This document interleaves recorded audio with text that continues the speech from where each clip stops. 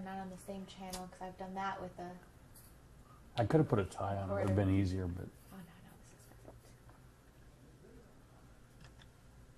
perfect. I hear Ray Pruitt roaming around out there right now. he's probably got more people. You're the only one that called me, and then I think somebody else called. And I said, I'm going to do this at 1:30, so... You're either there or you're not. You're That's there right. or you're not. Steve, back number? You're number 1. It takes it a minute. Okay. And then should we have him stare at me the whole time here? Yeah, that's fine. Okay. Just to make sure your shot is set up nicely. I'm not in the way. No, you're fine. Okay. Make sure to stay back. I have a tendency of, like, you know, That's all right. I'll Get take care aggressive. of it. bobbing into the shot here. Settle this down.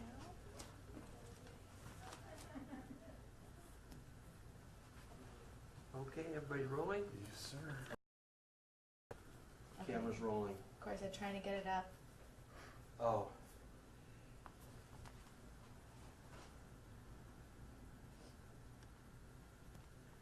I think if they start it, right, they'll be able to pick up where we. I think so. Okay.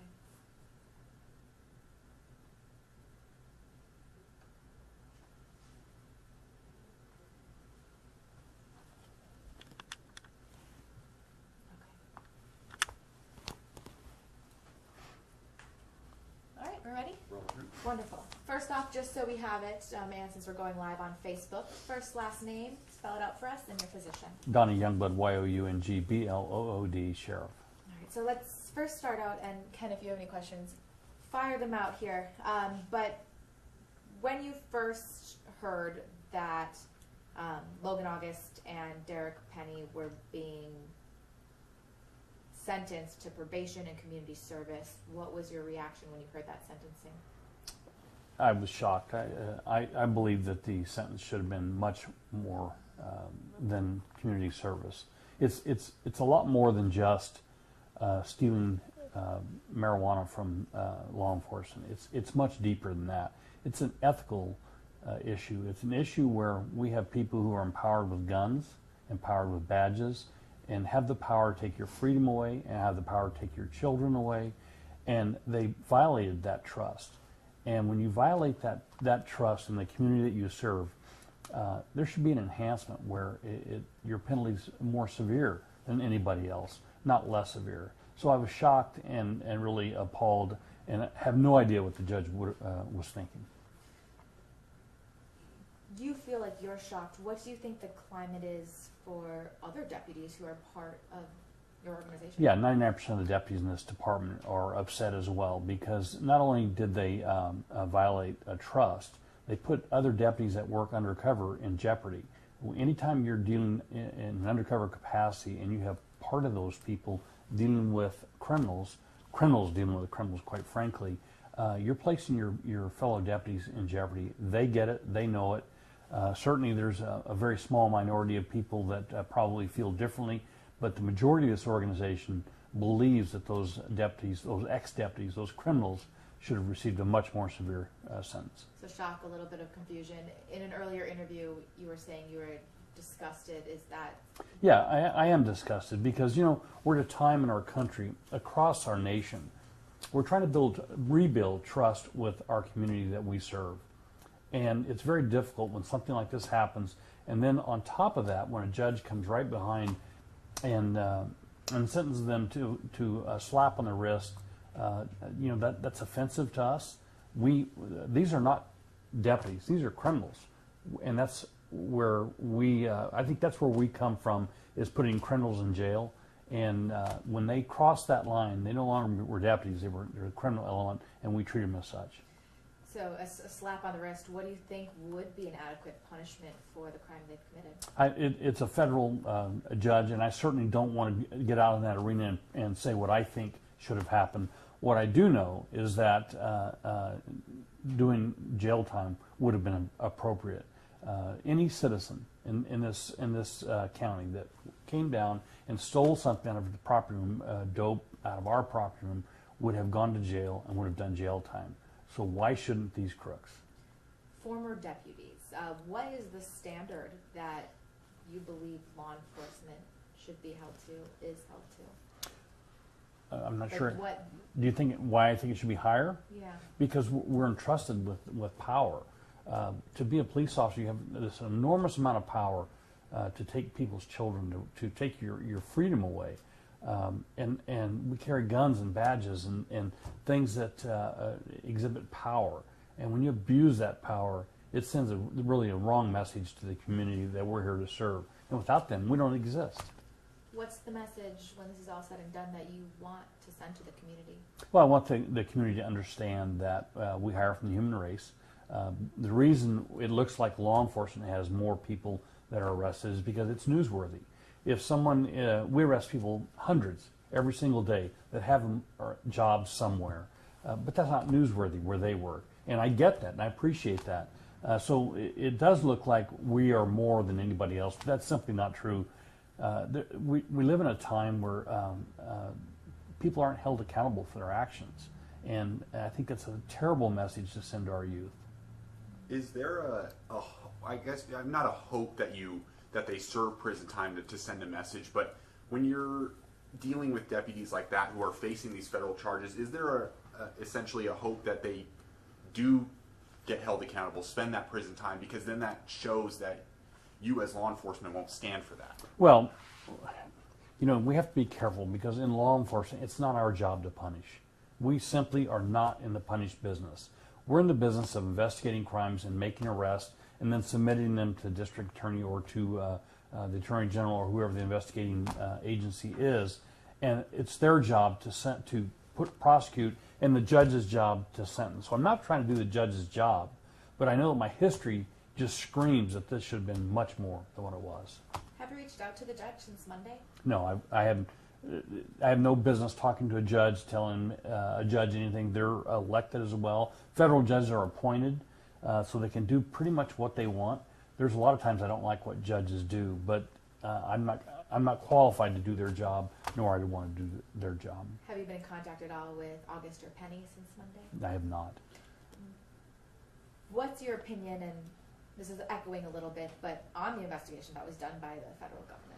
Well, we're still doing an administrative investigation because we have to. I don't think that the feds did a complete investigation.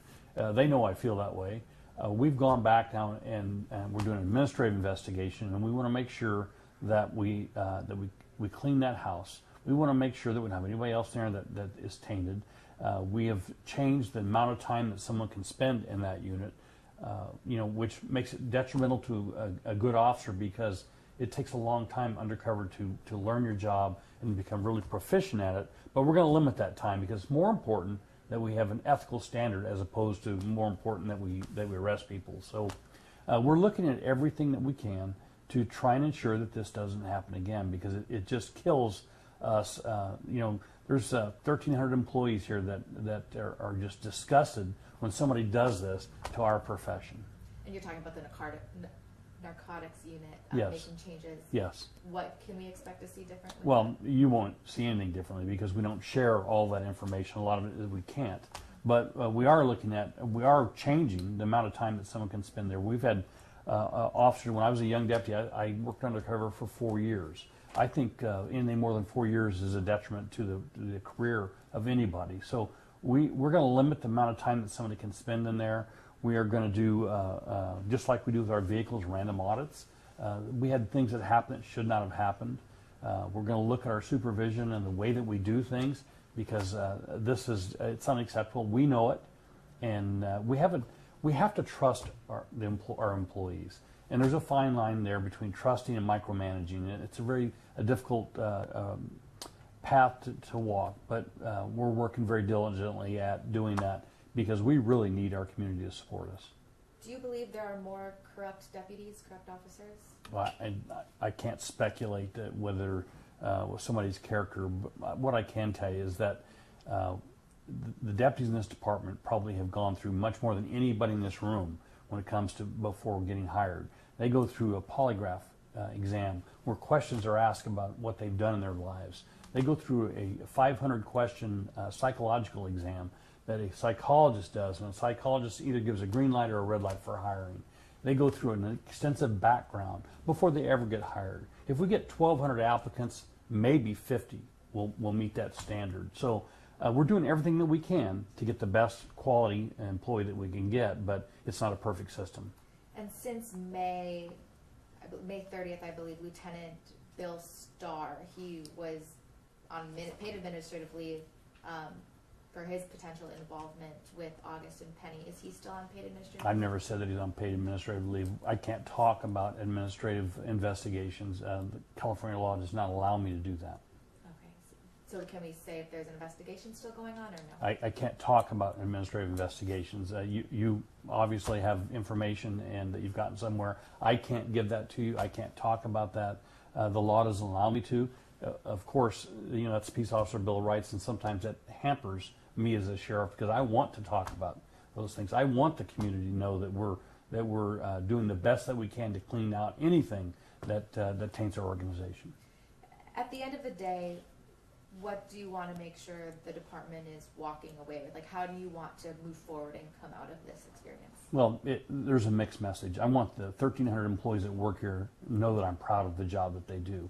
I want those employees to know that 1 or 2 or 3 or 4 or 5 bad apples do not taint you. What I can't share with the public and the media is how many officers come forward in this particular investigation voluntarily to say, I know this, this, and this. I know that. I think I can help this investigation because they want those bad apples out of this organization more than anybody. Do you feel like you're left cleaning up these situations? Is that the best way maybe to put? Well, that's a great question. I saw a letter to the editor this morning saying the sheriff and the chief of police should weed out their bad employees. And that really sounds good. But do you weed out employees before they do something wrong? How do you know a good employee is going to do something bad until it happens? And so we're reactive more than we are proactive. But again, that extensive process that we go through before we ever hire someone, give them the opportunity to come to work here, is extensive. And it's just not a perfect system. And you were talking about how your goal is to build trust with the community after it's broken a bit it's hindered with something like this.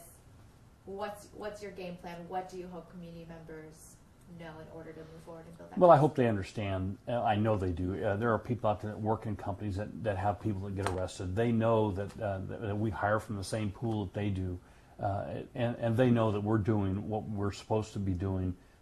They know there's a system to make complaints. They know that we investigate those diligently.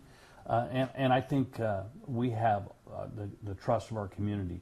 But it's very difficult to maintain that. You're always reacting to this stuff, and you're reacting to the community and to the news media for things that happen. I mean, there's no other way to do that because you have to address that. But it's a very, very small percentage of people in our organization and yours and anybody else's that do corrupt things, but they're there.